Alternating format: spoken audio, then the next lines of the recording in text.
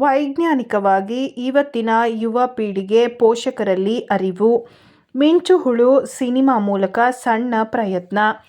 Doctor Rajkumar ಅವರ ಸಹೋದರ ವರದಪ್ಪ ಮೊಮ್ಮಗ ಪೃಥ್ವಿರಾಜ್ ಸ್ಯಾಂಡಲ್ವುಡ್ಗೆ ಪದಾರ್ಪಣೆ ಮಾಡುತ್ತಿದ್ದಾರೆ. ಅವರು ನಟಿಸಿರುವ ಸಿನಿಮಾ ಮಿಂಚುಹುಳು. ಮಹೇಶ್ ಕುಮಾರ್ ಕತೆ. ಚಿತ್ರಕಥೆ ಬರೆದು ನಿರ್ದೇಶಿಸಿರುವ ಈ ಚಿತ್ರವನ್ನು ಇತ್ತೀಚೆಗಷ್ಟೇ ಸಂಗೀತ ನಿರ್ದೇಶಕ ಹಂಸಲೇಖ, ಹಿರಿಯ ನಟಿ ಜಯಮಾಲಾ, ನಿರ್ದೇಶಕ ಪಿ. ಶೇಷಾದ್ರಿ, ಲಹರಿ ವೇಲು, ಶಾಸಕ ಶರತ್ ಬಚ್ಚೇಗೌಡ, ಚಿಂತಕ ಪ್ರೊಫೆಸರ್ ರಾಜಪ್ಪ ದಳವಾಯಿ, ನಿರ್ಮಾಪಕ ಎಸ್. ಎ. ಚಿನ್ನೇಗೌಡರು, ದೊಡ್ಡಹುಲ್ಲೂರು ರುಕ್ಕೋಜಿರಾವ್, ಡಾಕ್ಟರ್ ರಾಜ್ ಪುತ್ರಿಯರಾದ ಲಕ್ಷ್ಮೀ, ಪೂರ್ಣಿಮಾ ರಾಮ್ಕುಮಾರ್ ಸೇರಿ ಹಲವು ಗಣ್ಯರು ವೀಕ್ಷಿಸಿದರು. ಬೇಜವಾಬ್ದಾರಿ ತಂದೆ ಹಾಗೂ ಮಗನ ಕುರಿತ ನಗರದಲ್ಲಿ ನಡೆಯುವ ಕತೆ ಇದಾಗಿದ್ದು, ಅಪ್ಪ ಮಕ್ಕಳು ಬಾಡಿಗೆ ಕಟ್ಟಲಾಗದೆ ಪಾಳು ಮನೆ ಸೇರುತ್ತಾರೆ.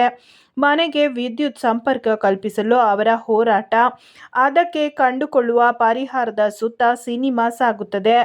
ನಿರ್ದೇಶಕ ಮಹೇಶ್, ಕನ್ನಡಕ್ಕೆ ಕಂಟೆಂಟ್ ಓರಿಯೆಂಟೆಡ್ ಚಿತ್ರಗಳ ಅಗತ್ಯವಿದೆ. ಅಂತಹ ಚಿತ್ರವಿದು.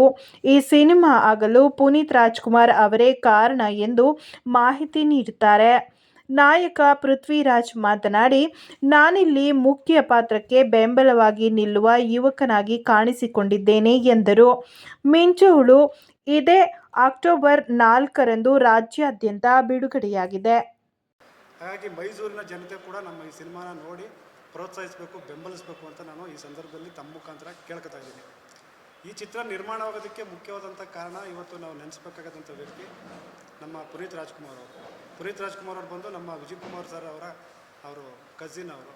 ಹಾಗಾಗಿ ನಾನು ವಿಜಯ್ ಕುಮಾರ್ ಸರ್ನ ಅಪ್ರೋಚ್ ಮಾಡಿದಾಗ, ಸರ್ ಈ ಥರ ಒಂದು ಸಿನಿಮಾ ಇದೆ, ಕತೆ ಚೆನ್ನಾಗಿದೆ, ನನ್ನ ಹತ್ರ ಸಿನಿಮಾ ಮಾಡೋಣ ಸರ್ ಅಂತ ಹೇಳಿದ ತಕ್ಷಣ ನನ್ನನ್ನು ಇವರು ಪುನೀತ್ ರಾಜ್ಕುಮಾರ್ ಸರ್ ಹತ್ರ ಕರ್ಕೊಂಡೋಗಿ ಇಂಟ್ರೊಡ್ಯೂಸ್ ಮಾಡಿ ಕತೆ ಹೇಳಿಸಿದ್ರು.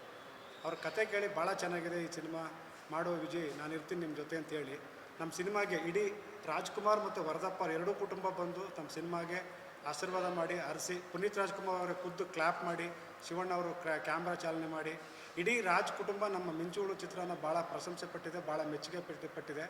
ಇವತ್ತು ಚಿತ್ರ ತುಂಬ ಯಶಸ್ವಿಯಾಗಿ ಕರ್ನಾಟಕದಾದ್ಯಂತ ಓಡ್ತಾ ಇದೆ. ಮೈಸೂರಿನ ಜನ ಕೂಡ ನಮ್ಮ ಚಿತ್ರವನ್ನು ನೋಡಬೇಕು ಅನ್ನೋದು ನನ್ನ ಈ ಮುಖ ಕಳಕಳಿ. ಯಾಕಂದರೆ ನಾನು ಕೂಡ ಮೈಸೂರಿನವನೇ, ನಾನು ಇಲ್ಲೇ ಓದಿದ್ದು ಬೆಳೆದಿದ್ದು, ನಮ್ಮದು ಎಲ್ಲ ಒಡನಾಟ ಇರೋದು ಮೈಸೂರಿನಲ್ಲೇ. ಹಾಗಾಗಿ ನಮಗೆ ಬೆಂಗಳೂರು ಕರ್ಮಭೂಮಿ ಆದರೆ ನಮಗೆ ಮೈಸೂರು ಜನ್ಮಭೂಮಿ. ಹಾಗಾಗಿ ನಾನು ಕೂಡ ಮೈಸೂರಿನವನೇ ಆಗಿರೋದ್ರಿಂದ ನಾನು ಚಿತ್ರ ಇದು 3ನೇ ಸಿನಿಮಾ ನಾನು ಡೈರೆಕ್ಷನ್ ಮಾಡಿರೋಂಥ ಸಿನಿಮಾ. ಈ ಸಿನಿಮಾವನ್ನು ಮೈಸೂರಿನ ಜನ ಇವತ್ತು ನೋಡಿ ಯಶಸ್ವಿಗೊಳಿಸ್ಬೇಕು ಅಂತ ನಾನು ಈ ಮೂಲಕ ತಮ್ಮಲ್ಲಿ ಬೇಡ್ಕೊತಾ ಇದ್ದೀನಿ. ಮೊದಲನೇದಾಗಿ ಎಲ್ಲರಿಗೂ ನಮಸ್ಕಾರ.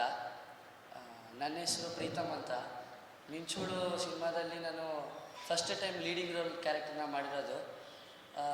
ಸಿನಿಮಾಕ್ಕಿಂತ ಮುಂಚೆ ನನ್ನ ಪರಿಚಯ ನಾನು ಮಾಡ್ಕೋಬೇಕು ಅಂದರೆ ನಾನು ಡ್ರಾಮಾ ಜೂನಿಯರ್ಸ್ ಮತ್ತು dance Karnataka dance winner. Leading ರೋಲಲ್ಲಿ ಮಿಂಚುಹುಳು ಸಿನಿಮಾದಲ್ಲಿ ಮಾಡಿದೆ. ಮಹೇಶ್ ಸರು ನಮ್ಮ ಡ್ಯಾಡಿಗೆ ಫೋನ್ ಮಾಡಿದ್ರು, ಈ ಥರ ಮಿಂಚುಹುಳು ಶೂಟಿಂಗ್ ಇದೆ, ನಿಮ್ಮ ಮಗ ಬೇಕಾಗ್ತಾನೆ, ಒಂದು ದಿನ ಕರ್ಕೊಂಬನ್ನಿ ಅಂತ ಹೇಳಿದ್ರು. ಅವತ್ತು ಹೋಗಿದ್ವಿ.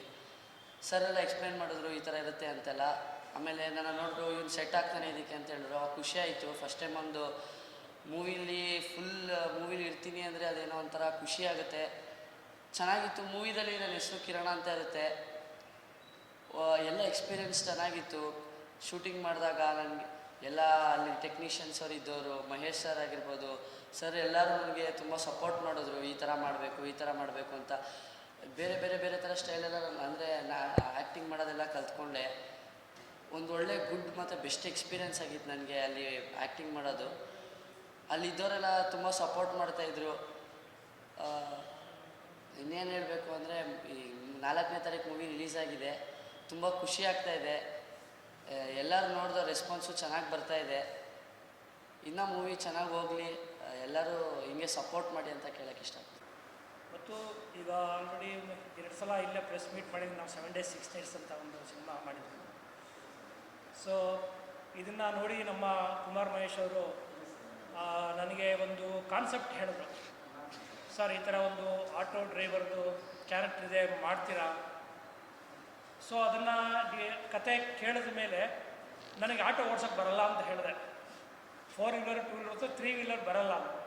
ಸರಿ, ಮೈಸೂರಿನಲ್ಲೇ ಒಬ್ಬರು ಅವರ ಸ್ನೇಹಿತರನ್ನ ನನಗೆ ಹೇಳಿ 1 ತಿಂಗಳು ನನಗೆ ಆಟೋ ಕಲಿಸಿದ್ರು. ಬೆಂಗಳೂರಲ್ಲೆಲ್ಲ ಓಡಿಸ್ಬೇಕು, ಸಿಟಿ ಟ್ರಾಫಿಕಲ್ಲೆಲ್ಲ ಇರುತ್ತೆ ಅಂಥೇಳಿ ನನಗೆ 1 ತಿಂಗಳು ಆಟೋ ಟ್ರೈನಿಂಗ್ ತಗೊಂಡೆ. ಅದಾದಮೇಲೆ ಶೂಟಿಂಗ್ ಹೋದದ್ದು. ಮತ್ತು ಅಲ್ಲಿ ಕ್ಯಾರೆಕ್ಟ್ರಿಗೆ ಹೊಂದ್ಕೊಳ್ಳುವ ಹಾಗೆ ನನಗೆ ಶೂಟಿಂಗ್ ಮುಗಿಯೋ ತನಕ ಒಂದು 32 ಡೇಸು ನನಗೆ ಸ್ನಾನನೇ ಮಾಡಿಸ್ಲಿಲ್ಲ ಅವರು. ಬರೀ ಹಲ್ಲುಚ್ಕೊಳ್ಳೋದು ಅಷ್ಟೇ, ಮುಖಕ್ಕೂ ನೀರು ಹಾಕ್ಸ್ತಿರ್ಲಿಲ್ಲ. ಆ ಕ್ಯಾರೆಕ್ಟರ್ ಹೇಗಿರಬೇಕು ಅಂತಂದರೆ ಅದು ಒಬ್ಬ ಬೇಜವಾಬ್ದಾರಿ ತಂದೆಯ ಒಂದು ಕ್ಯಾರೆಕ್ಟರ್. ಹೀಗಾಗಿ ನನಗೆ ಅವರು ತರಬೇತಿ ಕೊಟ್ಟು ಆ ಸಿನಿಮಾಕ್ಕೆ ಆಮೇಲೆ ನಂತರದಲ್ಲಿ ಚಿತ್ರೀಕರಣ ಪ್ರಾರಂಭ ಆಯಿತು. ಈ ಕಥೆಯಲ್ಲಿ ಹೇಗೆ ಅಂತಂದರೆ ತಂದೆ ಮಗನ ಒಂದು ಸಂಬಂಧ, ಈ ಪೋಷಕರಿಂದ ಮಕ್ಕಳ ಅಥವಾ ಮಕ್ಕಳಿಂದ ಪೋಷಕರ, ಯಾರು ಒಂದು ಮನೆಗೆ ಪೋಷಕರು ಮುಖ್ಯ ಆಗ್ತಾರ ಅಂದರೆ ತಂದೆ ತಾಯಿ, ಅಥವಾ ಮಕ್ಕಳು ಮುಖ್ಯ ಆಗ್ತಾರ, ಇದರಲ್ಲಿ ಏನಾದರೂ ಸ್ವಲ್ಪ ಬ್ಯಾಲೆನ್ಸ್ ತಪ್ಪಿದ್ರೆ ಅವ್ರ ಜೀವನ ಏನಾಗುತ್ತೆ. ತುಂಬ ಸೊಗಸಾಗಿ ಕಥೆಯನ್ನು ಮಾಡಿದ್ದಾರೆ ನಿರ್ದೇಶಕರು.